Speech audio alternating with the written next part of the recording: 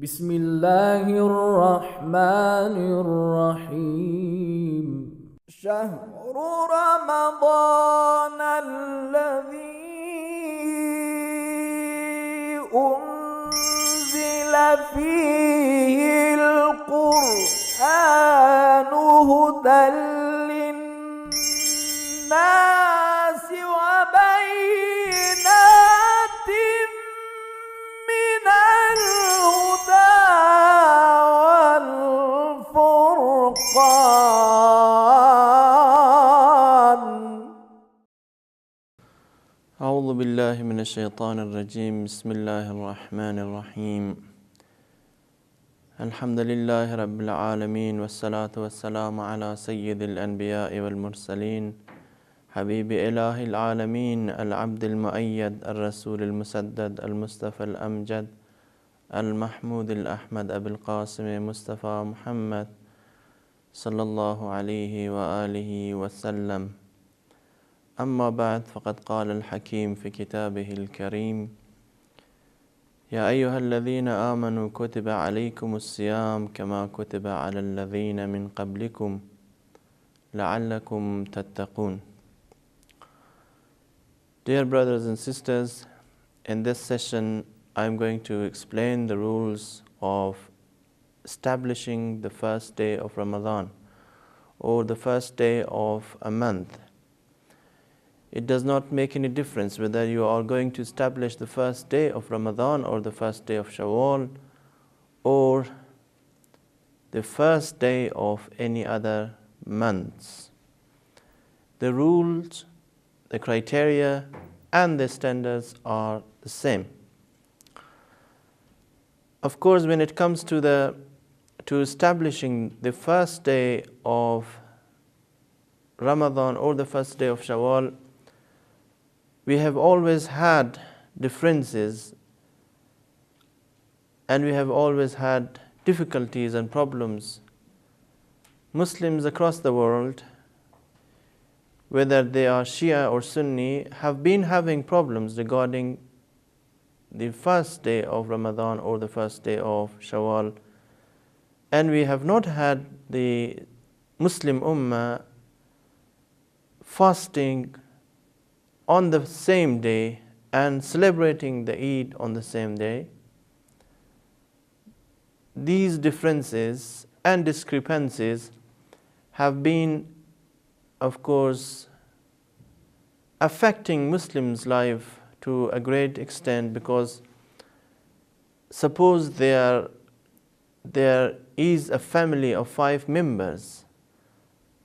If they are Shia and they are following different maraja, different scholars and different jurisprudence, some of them might be celebrating the Eid and some others might still be fasting.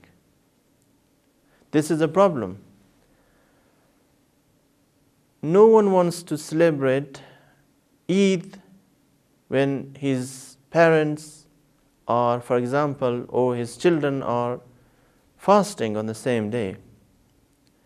It's all because the members of a single family are following different jurisprudence and they believe that, and of course they abide by the rules and fatwa of their own respective jurisprudence, and they should do so, of course. Now this is as far as the first day of Ramadan and the rules regarding establishing and ascertaining the first day of Ramadan or the first day of Shawwal is concerned. Of course, it is a controversial topic. It is a contentious issue, because different scholars have different criteria when regarding establishing the first day of Ramadan. Some of them believe that the first day of Ramadan or the first day of a month is established and ascertained by using binoculars, by using telescope, or with equipped eyes,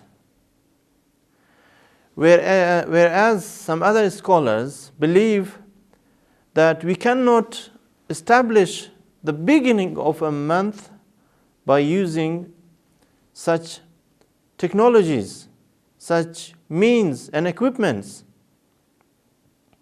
We have to ascertain the first day of a month with our naked eyes. This is where the difference arises. This is where the scholars have been battling to unite their criterion, but they cannot, because there are different reports, different traditions, and different proofs and arguments upon which different scholars rely and upon which the Maraji, of course, base their rulings and their fatwa. So, you as a follower, you as a duty bound, as a mukallaf, have to follow your own marja, your own jurisprudence. If he says that you should, if he says that the first day of the month of Ramadan should be ascertained through the naked eyes, then of course you have to follow, you have to act according to his fatwa, according to his ruling.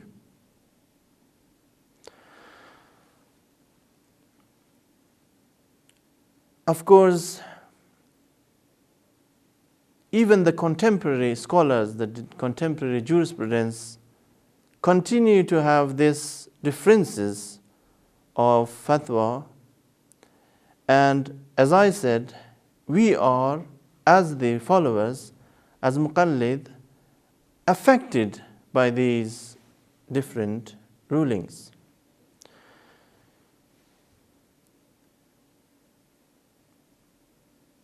Many scholars, like Grand Ayatollah Sistani says, that sighting of the new moon is ascertained by knowledge of the actual sighting or through solid news of such sighting. And you should be able to know that by sighting the new moon with naked eyes in your country or nearby countries that share the same horizon. In other words, if the crescent is sighted in one country, it should also be seen in the other. Of course, if it were not for any impediments like cloud, like mountains, like dust and such other barriers. Of course, if an impediment is there, you cannot sight it. But if such impediments are not there, if the sky is clean and clear, then if it is sighted in, for example, in Iraq, it should also be sighted in Jordan. If it is sighted in Kuwait, for example, it should also be sighted in the neighboring countries. If there is no cloud, if there is no dust, and such other impediments. So it depends on you as to who you are following and who your marja is.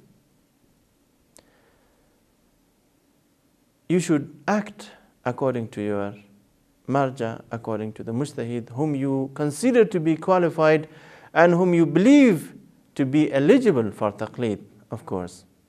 يا دافع الخطوب يا جابر المعطوف يا من هو مندوبي فعفوك مطلوبي يا دافع الخطوب يا جابر المعطوف يا من هو مندوبي فعفوك مطلوبي يا ستار العيوب يا غفار الذنوب يا ستار العيوب يا غفار الذنوب يا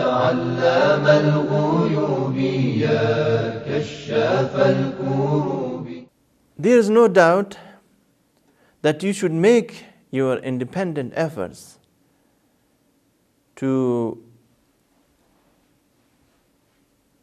make sure that the first day of Ramadan has been established.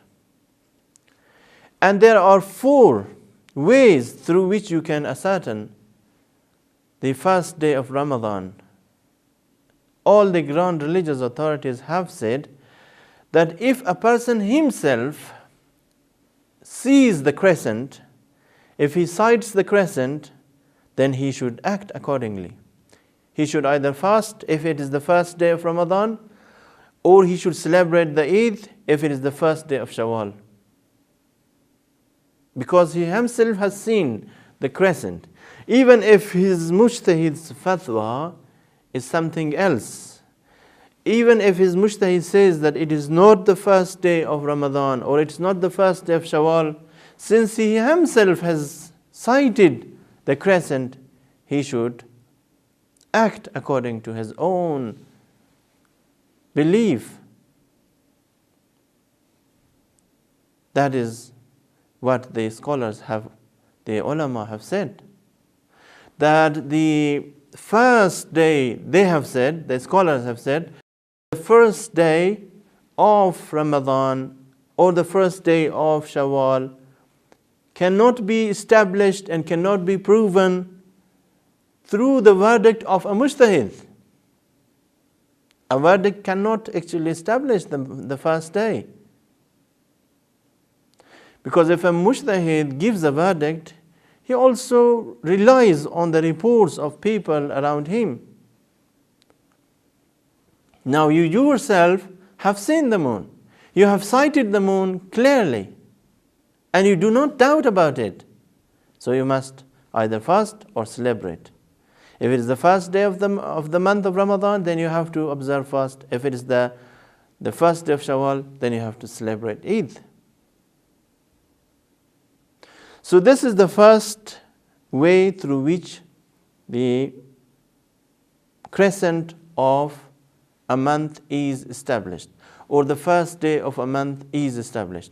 Now what is the second way? Because I mentioned that there are 4 ways. The second way through which the first day of a month is established and ascertained is that if a number of people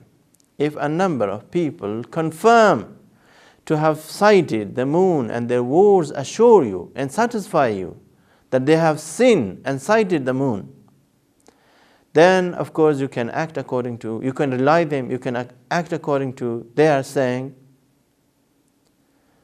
and anything which assures you about the first day of a month, then you can act according to your surety, according to your certainty.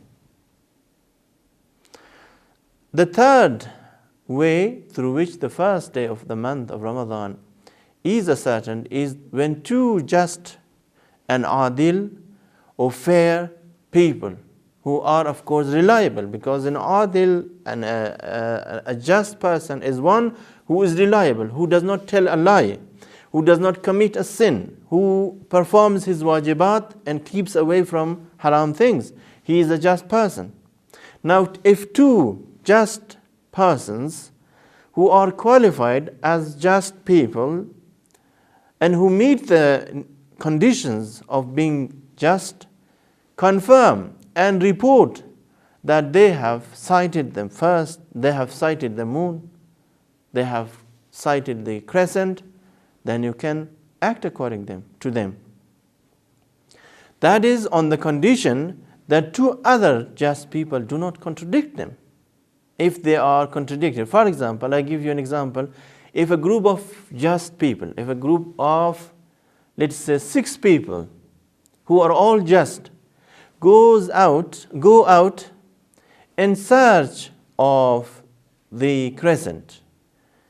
They go out of the city to sight the moon.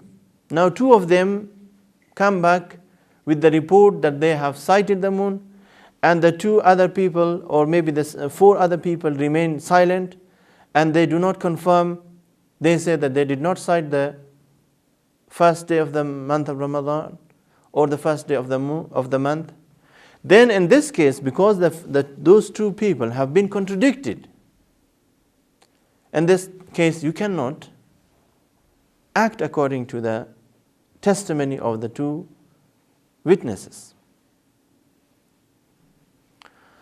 Now the fourth way through which the first day of a month is ascertained is if 30 days pass. Let's assume that 30 days of Shawwal have passed. There is no doubt that there is no 31 day in a lunar month. In a lunar month, the lunar months are either 30 days or 29 days. If 30 days have passed from the 1st of Shaban or from the 1st of Ramadan, then that means that the first day of the month has entered. That means that the month of Ramadan or the month of Shawwal has set in, because there is no 31 days, and you have to act accordingly. You have to either fast if it is the first day of Ramadan, or you have to celebrate the first day of Shawwal, which is the Eid day. And of course it is haram, it is forbidden to observe fast on the day of Eid. There are 2 days in which fasting is forbidden. That is the first day of Shawwal and the 10th of Zil Hajjah, which is the day of Eid al-Adha, Eid al-Qurban. You cannot observe fast on these 2 days. It is haram. Now there is another question. If you do not doubt, if you doubt whether it is the first day of Ramadan or the last day of Shaban, is it permissible for you to observe fast or not? Of course, you can observe fast with the intention that if it is the last day of Shaban, then it will be a recommended fast, a mustahab fast, if it is the last day of Shaban. And if it is the first day of Ramadan, then it is going to be the first day of Ramadan and it will be an obligatory fast. But there is one thing to note. It is not obligatory for you to observe fast if you do not know, if you are not certain that the first day of Ramadan has set in. If you are not certain, you cannot fast with the intention that it is the first day of Ramadan. Of course, you can have a dual intention in the sense that if it is the first day of Ramadan, then it is an obligatory fast, but if it is the last day of the month of Shaban, then it's going to be a mustahab fast. If you have this intention, there is no problem in fasting. Now when it comes to the last day of Ramadan, if the ruling is quite the opposite. If it is the last day of Ramadan and you doubt whether it is the last day of Ramadan or the first day of Shawwal, and you want to fast, is it permissible to observe fast? All the religious authorities have said that it is necessary to observe fast. Now the beginning and the last day of Ramadan, the rules are different. If you believe that it is, if you entertain doubt whether it is the last day of Ramadan or the first day of Shawwal, you must observe fast. You must continue observing fast. You must keep abstaining from eating and drinking and from doing all the 9 acts, the 9 things which are forbidden for a fasting person. I will, inshallah, enumerate and explain and mention all those things which are forbidden for a person who is observing fast. ناجيتك يا رحمن ودعوتك يا ديان يا خالق الإنسان الله الله الله يا خالق الإنسان الله الله الله. Now, dear brothers and sisters, fasting actually means refraining and abstaining from eating and drinking and doing all the 9 things like sexual intercourse, like ascribing lies to God, to the Holy Prophet and to the Imams, and also another thing which is forbidden is enema, and inshallah I will explain all these 9 things in details. But fasting means abstaining from these things from Fajr, from the time when adhan for Fajr prayer is said until dusk. Until dusk. Now, as soon as the adhan is said, as soon as you hear the call for prayer, then you have to stop. You have to stop eating and drinking. But if you entertain doubt, if you doubt whether the adhan has been said or not, or whether the time for Fajr prayer has set in or not, then you are allowed to eat. You are allowed to drink because you are not sure.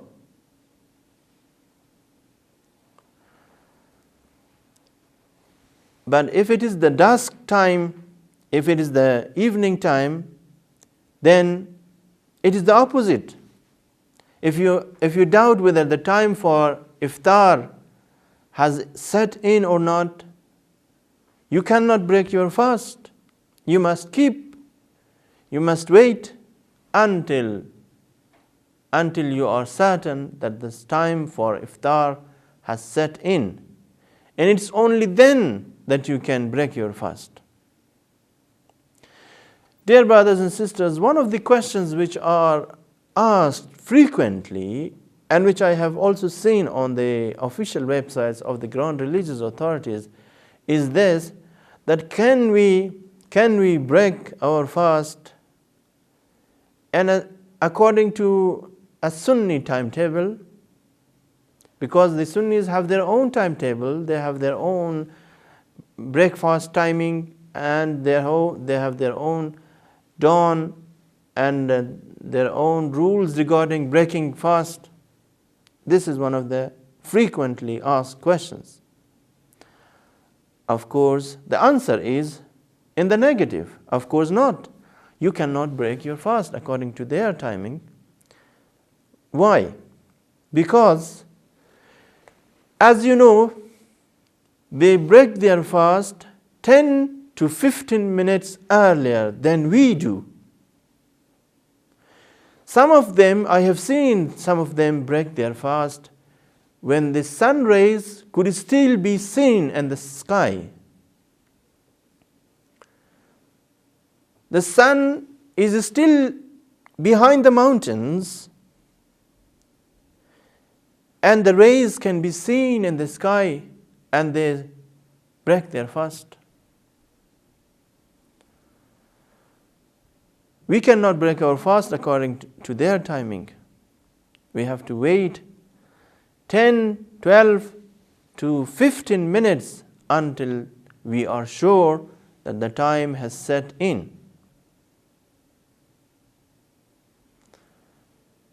So, the same rule and the same rules regarding the time for the Maghrib prayer apply to fasting, to breaking your fast. Of course, there's one thing that has to be noted. If you are under taqiyya, if you are observing taqiyya, quietism, or dissimulation, because of some reasons, either because you are afraid of the people around you, because you are afraid that they might harm you, they might inflict any damage on you or on your property, and you are observing taqiyya in order not to disclose your beliefs and your religion, then in this case you can break your fast. But then the scholars, the Shia scholars have said that you must give the qada of the fast that you have broken. You must give the qada, you must keep the qada of the fast that you have broken. You cannot count it as a valid fast, because you have broken your fast before the time for iftar. That is the ruling regarding those people who are living in Salafi dominated countries or in Sunni populated countries. Of course, some countries Shias are free to practice their religion, but in some countries like Saudi Arabia or in some North African countries, the Sunnis, the Shias are afraid of exposing themselves or of revealing their religion or telling others that they are Shia. So they must observe quietism when they are in public. Of course, when they are in their homes, there is no one to threaten them. They must offer their prayers according to their own religion. They cannot fold their hands. They cannot break their fast according to the Sunni timetable.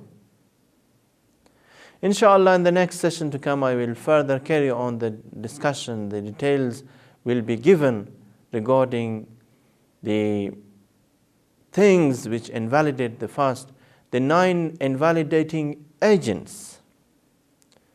Those are important, and it's important to know every rule regarding the fast. The details will come, and I hope you will follow our discussion. Thank you very much. Wassalamu alaikum wa rahmatullahi wa barakatuh.